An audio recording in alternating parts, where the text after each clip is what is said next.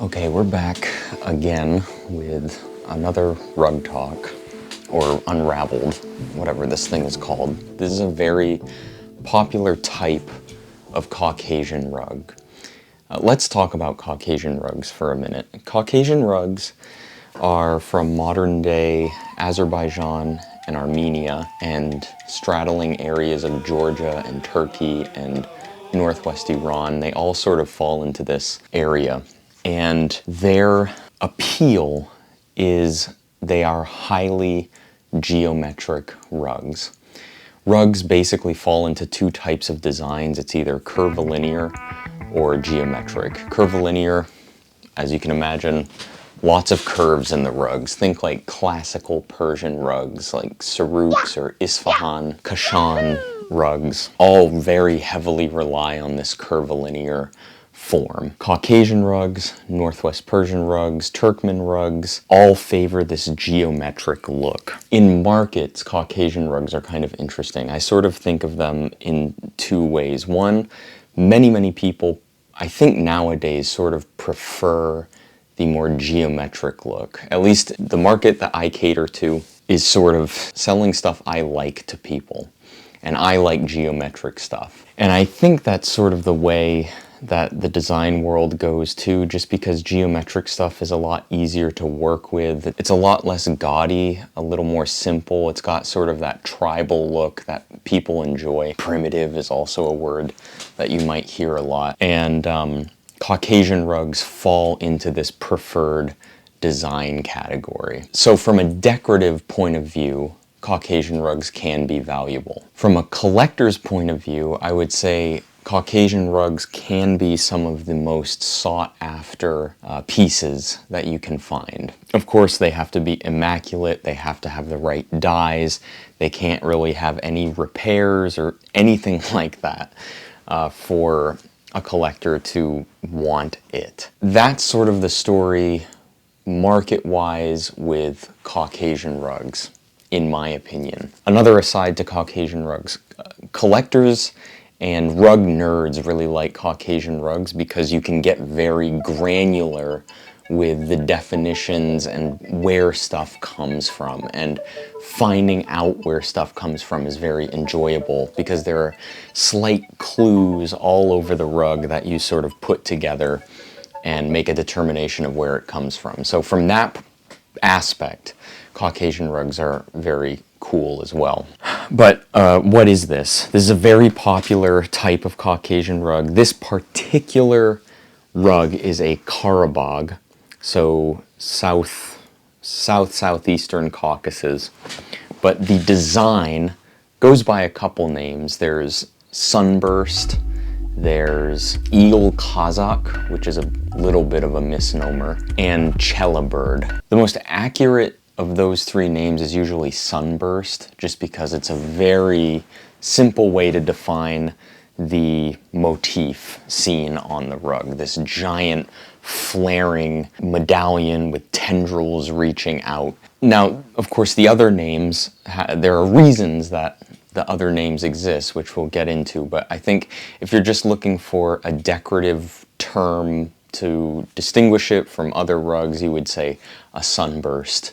A Caucasian rug with a sunburst design. Like I said, this is from Karabagh.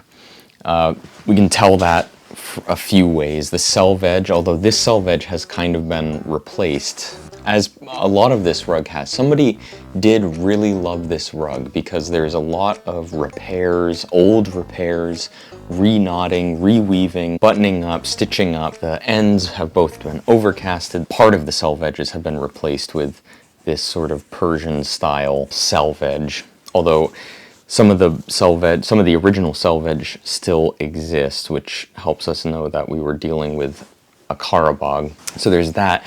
The pile is nice and thick like a typical Karabagh, and the clarity of the design is a bit more exaggerated, which is also indicative of a Karabagh, less tightly knotted. The two other designations that we usually hear, we'll start with Chelabird. Chelabird is probably just a very accurate for the Karabagh designation, because Chelabird is technically like a village in the northwest part of Karabagh that borders the Kazakh region, which is where it gets its other name, the Eagle Kazak. But I think technically they're usually Karabagh rugs.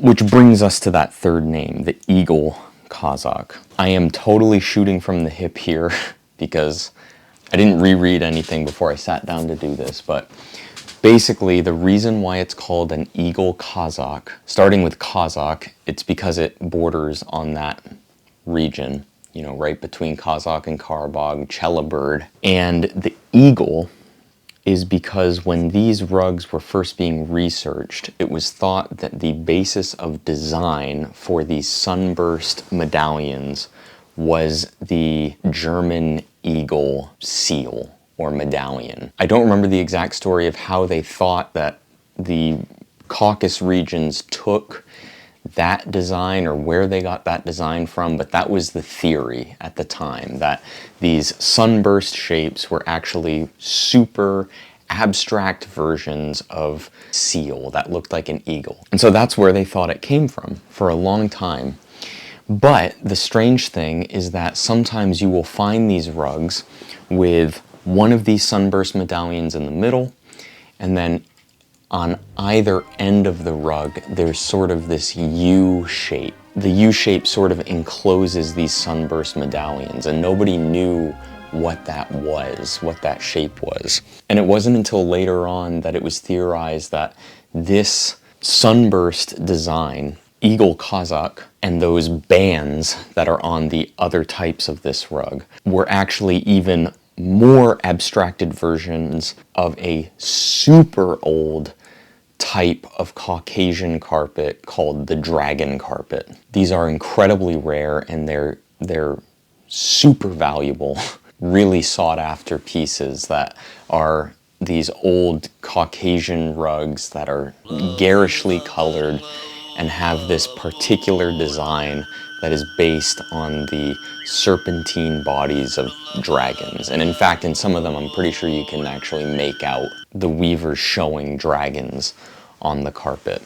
This is probably not based, it's almost certainly not based on the European eagle shape. And it's almost definitely based on that older dragon shape, which makes it, in my opinion, even cooler, because this sort of falls into a type of dragon carpet, which is really, really cool.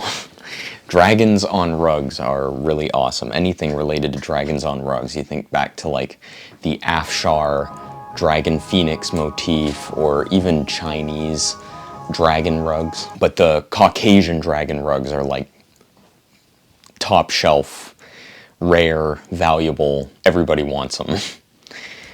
So anything related to that is going to have value, which kind of brings us into how valuable is this rug? I'm going to be putting this rug on our store in October, I think, and I haven't come to a concrete price on it yet. And it's just because there's a lot to sort out when it comes to pricing this carpet. Because yes, it is a very sought after design, but you have to take into account dyes and damage and all that sort of good stuff. So let's just talk about briefly some things that I think about when I think about pricing carpets like this. And I think first and foremost is the design. The design is obviously very sought after. It has a very good pedigree, if you will. Lots of people like the sunburst design. You have collectors that like it, and even in this condition, you know, there's people maybe just starting their collection or just getting into rugs that really want one of these. Even if it's not like the cream of the crop, you know, if it's affordable, then yeah, let's pick it up, because all these rugs are one of a kind. I mean, one part about this one that I like is this little guy here. Little human shape. And there's little zoomorphic shapes all over it too that give it a lot of personality. But it's that sunburst design that people like, and it's just a popular and iconic motif. The next part is probably age, which kind of goes hand in hand with dyes. So this is probably about 1900, circa 1900, something like that. It could be slightly earlier, maybe. I would conservatively lean later just because of the dyes. And when you look at other examples of this Karabagh, you will see very bright colors. The reds, especially Caucasian red, like the red that has come from either cochineal or madder, that red is always, I mean, it's just gonna be fantastic. There really is no replacement for that red. Blue is almost always gonna be indigo, which is the case here. But a hard pill to swallow on a lot of these Caucasian rugs is the yellow. So if you see like this portion here, actually that's been rewoven. These flowers, you can see this is supposed to be sort of like a brighter yellow, like a weld, but it's probably synthetic just because of the fade. The fade on the top is indicative of a synthetic yellow. So that's gonna continue to fade. This white is okay. Like I said, it's sort of the red, it's funny, it's the red, white, and blue. It's sort of the Uncle Sam Eagle Kazak. The Uncle Sam's bald eagle, the bald eagle Kazak. That would be a good marketing name for this rug. So the dyes are not like S tier, they're probably like B, but that does make it a more affordable option for, again, somebody just trying to get their hands on one of these things, because that brings us to condition. And the condition is okay. There's a lot of stories to this rug, I think, because there are so many areas of pretty well done repairs.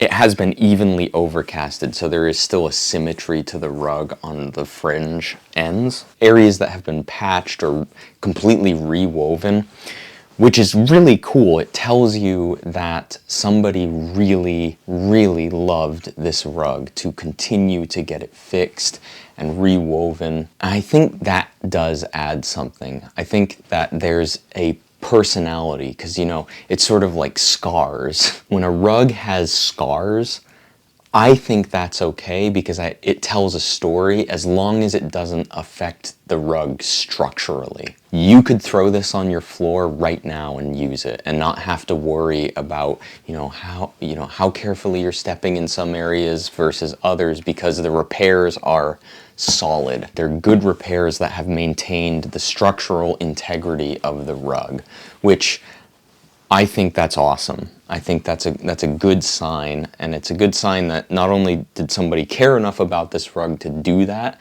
but that it will continue to serve whoever owns it very well. Now, going along with that, part of condition is pile length, and I mean, fantastic. I mean, it's surprising how much pile is left on this rug. It's really cool. It's really great. I've never seen like a really shaggy, well, I've never seen a shaggy sunburst rug like this, but that's really cool to have. Even like the parts that are oxidized are very minimal on this rug. You have these sort of, I don't know, pincer shapes on the main medallions that are sort of oxidized and a little bit lower, but nothing that's gonna affect the usage of this rug. It's a decent example of something that you might come across. Like I said, I'm putting it out in October. You'll know what I priced it at then, but I just wanted to kind of go over my thought process of things that I consider when I'm thinking about how to price a rug. That's what I think about. So that's been Unraveled, episode 2, whatever. And I think that's it for me. So I'll see you in the next one.